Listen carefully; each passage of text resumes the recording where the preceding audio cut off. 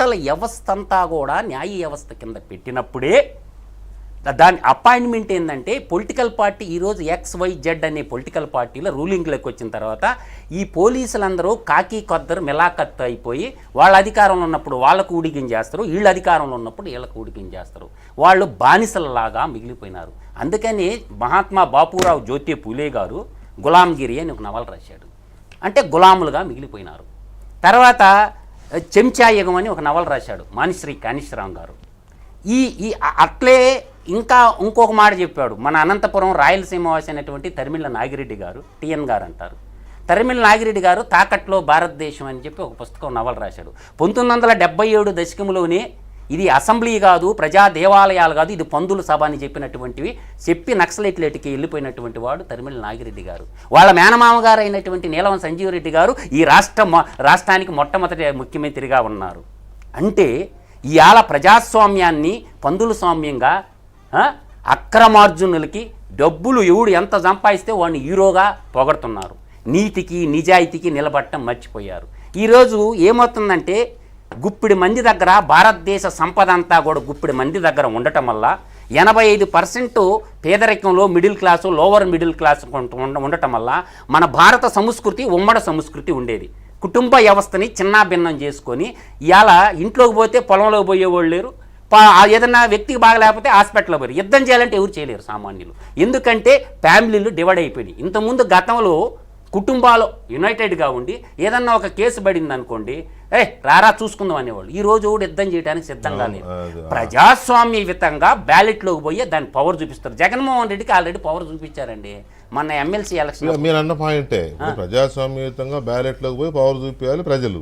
ఇప్పుడు ఆ బ్యాలెట్లోకి వెళ్ళడం ఎలా అనే దగ్గర పెద్ద క్వశ్చన్. మన ఆంధ్రప్రదేశ్లోనే ఉంది ఈ పరిస్థితి. ఇంకెక్కడ మొన్న ఎమ్మెల్సీ ఎలక్షన్లో ఈస్ట్ రాయలసీమ, తూర్పు రాయలసీమ, ఒక గ్రేటర్ రాయలసీమ ముద్దుబిడ్డగా నేను చెప్తున్నాను. మన ఉత్తరాంధ్ర 108 నియోజకవర్గాల్లో చాచి కొట్టారు ఓటర్లు. రామకృష్ణ మా ఓటర్లు వేరే అంటుండగా ఎవడండి అసలు సజ్జల రామకృష్ణుడు హూ ఆర్ యూ అంటుండా. నేను అన్నాను కదా మన ఛాలెంజ్, నువ్వు మగోడు అయితే మీ అబ్బల కొడుకులు ఇద్దరు ఉదయగిరి నియోజకవర్గంలో 324 బూతుల్లో బాంచెత్త ఒక్క దొంగోటే పేరే నేను చూస్తానని చెప్పిన. రా నీ సైన్యం దింపుకో, మేము కూడా సిద్ధంగా ఉన్నాం. ఒక్క దొంగోటి ఏపీరా నువ్వు మగోడు అవుతానని చెప్పిన. మీరంటే అక్కడ కాస్త అంగబలం అర్థబలం ఉండదు. అంగబలం లేదు, అర్థబలం లేదు. చెప్తున్నా, ఎగ్జాంపుల్ చెప్తున్నా. ఉదయగిరి వరకు చేసుకోగలుగుతారు నాకు తెలియదు. మిగతా ప్రాంతాల పరిస్థితి ఏంటి? నేననేది మిగతా ప్రాంతం కాదు, ప్రజల జోలికి వస్తే ఊరకొండమండి. నా పొలిటికల్ పార్టీల విషయం అనే కాదు. నేను 2012 బై ఎలక్షన్లో ఉదయగిరిలో కంటెస్ట్ చేసి ఉన్నాను, 2014 జనరల్ ఎలక్షన్లో కంటెస్ట్ చేసి ఉన్నాను, 2019 జనరల్ ఎలక్షన్లో కంటెస్ట్ చేసినాను, అంతకుముందు 2008లో కార్పొరేటర్ హైదరాబాద్ సిటీలో పోటీ చేస్తున్నాను. ఈ ఎలక్షన్ ప్రాసెస్ అంతా నాకు తెలియని వ్యవహారం కాదు.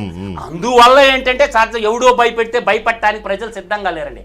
పులివెందల సొంత కాన్స్టిట్యున్సీలోనే 4500 ఎమ్మెల్సీ ఎలక్షన్ మెజార్టీ వచ్చిందండి. ఎవడు చెప్తాడు ఈ కాకన్న? ఇప్పుడు జగన్మోహన్ రెడ్డి పని అయిపోయింది. వెంకటకృష్ణ గారు, జగన్మోహన్ రెడ్డి సిద్ధం అంటుండేది ఎందుకో తెలుసా?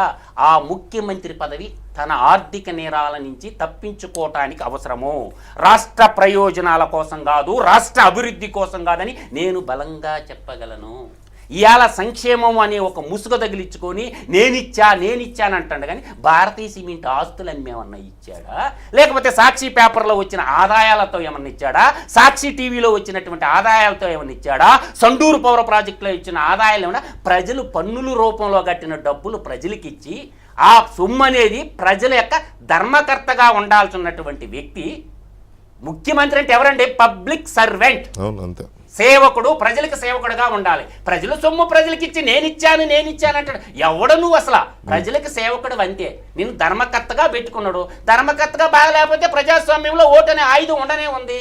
ఆ ఓటు ద్వారా మళ్ళీ దింపి కొత్తోడిని పెట్టుకుంటారు. ఎన్ని ఎలక్షన్ చూడలేదు, ఎంతమందిని చూడలేదు. ఏంది ఆయన నొక్కే బటను? ఆయన అసలు నువ్వు ఎంత ఖర్చు పెట్టినావు ప్రజాధనం చెప్పు. జగన్మోహన్ రెడ్డి నేను అడుగుతున్నా స్ట్రైట్ గా. నువ్వు సీఎం ఆఫీసులో ₹1 జీతం తీసుకుంటానంటుండవు కదా, సీఎం ఆఫీసులో నీ పర్సనల్ ఖర్చు ఎక్స్పెండిచర్ బయట పెట్టి చూద్దాం. వైట్ పేపర్ రిలీజ్ చేయమని అడుగుతుండా. ఎందుకు ఆర్థిక మినిస్టర్ని చెప్పమనండి, చీఫ్ సెక్రటరీని చెప్పమని